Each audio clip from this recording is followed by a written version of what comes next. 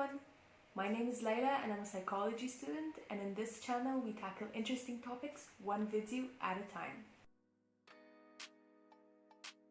In today's video, as you probably guessed from the title, we are going to be talking about love. Love is something that has puzzled many minds and hurt a lot of hearts. Some view love as a source of happiness while others view it as a source of pain. But do we actually know the type of love that we have experienced? According to Sternberg, there are 7 types of love. But before I start listing them, you need to know the 3 main components of love. According to Sternberg, love consists of 3 components: intimacy, passion, and commitment. Intimacy is the feeling of closeness. Feel like you have a strong bond with that person. You always want to be around them, and you feel like there is never a dull conversation when you are with them. Passion is mainly the physical attraction. It's the thing that drives you to romance. While commitment is the ideal of loving a person on the long term. I'm pretty sure most of us have watched a couple of Disney movies, as well as seen all the romantic, magical love stories between the characters. But what if I told you that not all the characters had the same type of love? Let's talk about the first type of love, infatuation. Infatuation occurs when only passion is present inside the relationship. Passion occurs when you are mainly physically attracted to the person and still lack closeness and commitment. This is what we usually refer to as a crush. Through time, intimacy and commitment may develop, but if it didn't, then the relationship will most probably end. Take Anna from Frozen for example. Oh boy.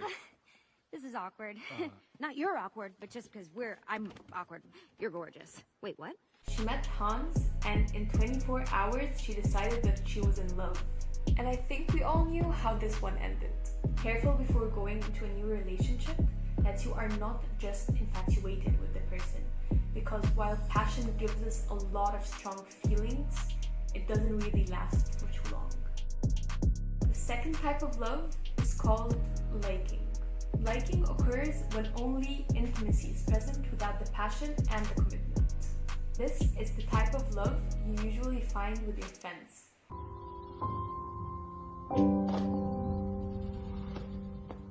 I love you so much. This type of love can also be the beginning of a love story if the other components developed as well. Like Nala and Simba from The Lion King. They started out as childhood friends, and then they turned into lovers.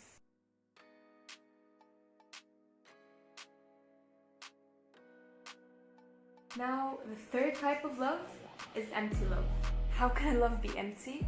When only commitment is present in a relationship.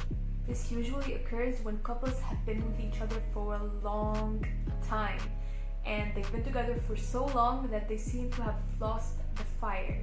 They no longer are physically attracted towards each other, nor do they like spending time with one another. But with some work, empty love can be developed into something greater. The fourth type of love is fatuous love. Fatuous love is when passion and commitment are present. You are now physically attracted to the person and are ready to stay with them for a long time. Take the story of Cinderella for example. You think they fell in love after just one dance?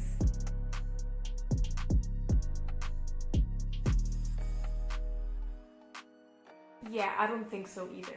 They were just 2 people who were physically attracted to one another and wanted to get married. But if intimacy was not developed, it's going to make the relationship extremely hard to maintain. Despite passion giving us a lot of strong emotions, passion comes and goes all the time. So without intimacy holding this relationship together when the passion is not there, the relationship might crumble quickly at the smallest inconvenience. The 5th type of love is romantic love. Romantic love is when passion and intimacy are present. Here, you are physically attracted to the person and you really love spending time with them. But for known or unknown reasons, you guys cannot commit together or you don't want to commit together. So while this type of relationship is going to have a lot of wonderful feelings, without the commitment, this relationship will perish sooner or later. This type of love occurred between Pocahontas and John Smith, and because of their different cultures, they were not able to commit. So despite having a lot of wonderful feelings and the appearance that they are completely in love, they could not continue on the relationship.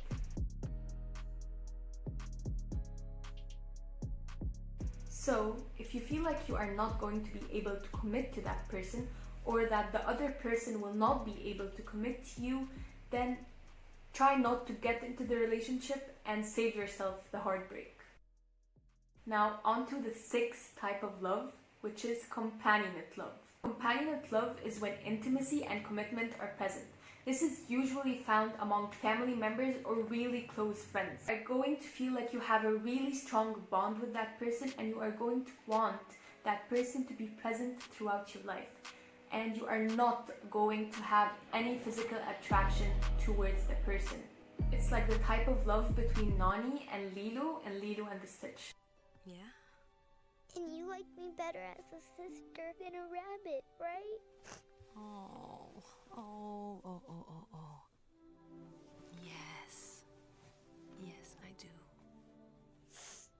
This can also be present in old couples when they've been together for a really long time and they still love spending time with one another and they are committed to each other, but the passion is not currently there. And finally, the seventh type of love, consanguinate love. It's the type of love that most of us aspire to have, the happily ever after kind. This is the type of love that has all three components: passion, intimacy, and commitment. While this type of love sounds amazing, according to Sternberg, this type of love is hard to obtain and maintain. However, this should not discourage you from love. You need to understand that there are going to be days where one of the components feels like it's missing. There are going to be days where you do not feel physically attracted to the person. There are going to be days where you do not want to sit with that person. And there might be days that you really feel like you don't want to commit to that person anymore. But if you talk with each other and work on your problems, then maybe you are going to be able to get through this. Relationships are not meant to be easy, but if you work on it, it's going to be worth it. That is, if you treat each other with respect first. I hope you liked today's video, and if you want to know more details, I'm going to be putting my sources in the description box. And if you want to watch my other video about how to spot manipulators, I'm going to also put it in the description box. Make sure to like this video if you enjoyed it, and if there's a certain topic that you want me to talk about, write it in the comments. Bye!